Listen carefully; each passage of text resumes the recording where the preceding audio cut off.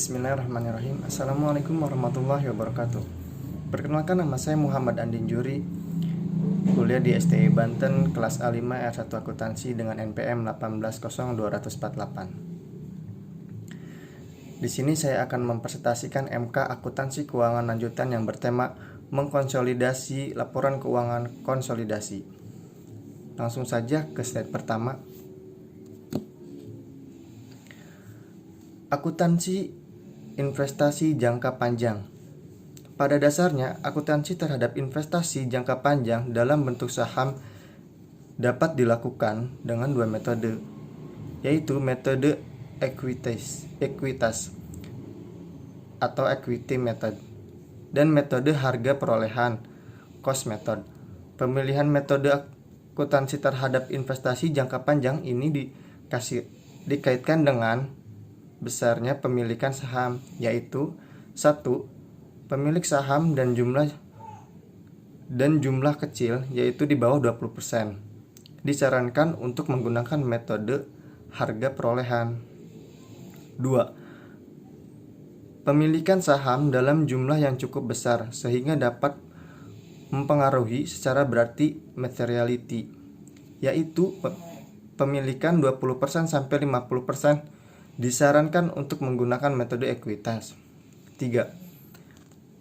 Pemilik saham secara mayoritas, sehingga dapat mengendalikan perusahaan anak, yaitu pemilikan lebih dari 50%, dapat menggunakan kedua metode tersebut, akan tetapi disarankan menggunakan metode ekuitas dalam pemilikan di atas 50% ini.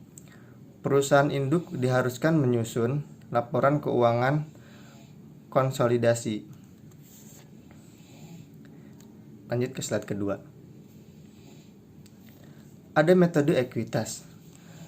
Akuntansi metode ekuitas berdasarkan PSAK nomor 4 pada dasarnya adalah akuntansi akrual untuk investasi ekuitas yang memungkinkan perusahaan investor menggunakan pengaruh yang signifikan terhadap perusahaan investasi.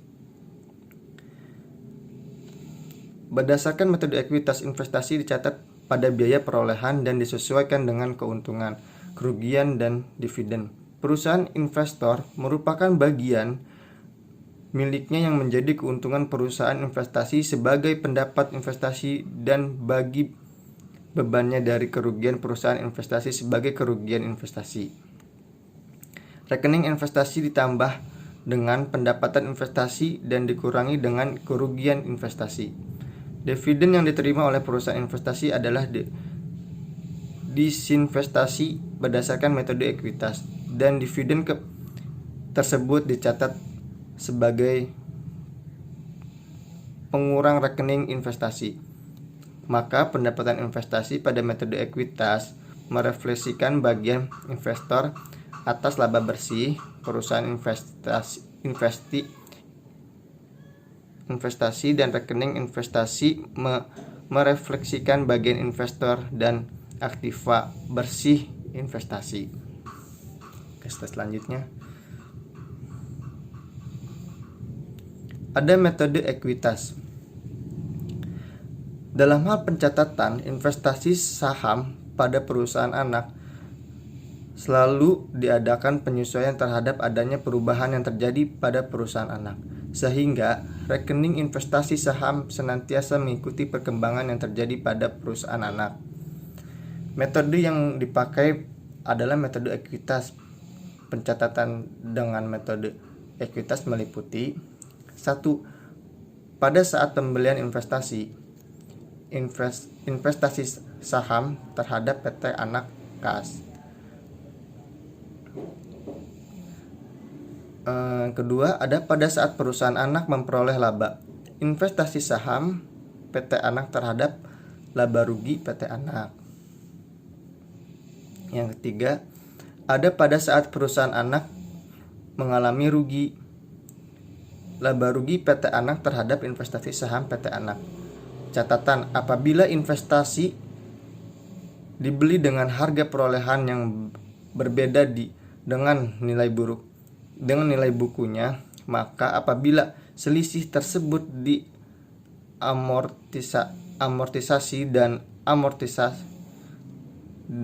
amortisasi tersebut harus dicatat sebagai penyesuaian terhadap laba dari perusahaan anak. Nomor 4, pada saat perusahaan anak membagi dividen kas terhadap investasi saham dan PT anak. Sekian presentasi dari saya, kurang lebihnya mohon maaf. Jangan lupa di like dan komen jika kekurangan di presentasi ini dalam penyampaian saya. Sekali lagi saya minta maaf, dan silahkan komen untuk kedepannya lebih baik. Terima kasih. Assalamualaikum warahmatullahi wabarakatuh. Semoga bermanfaat.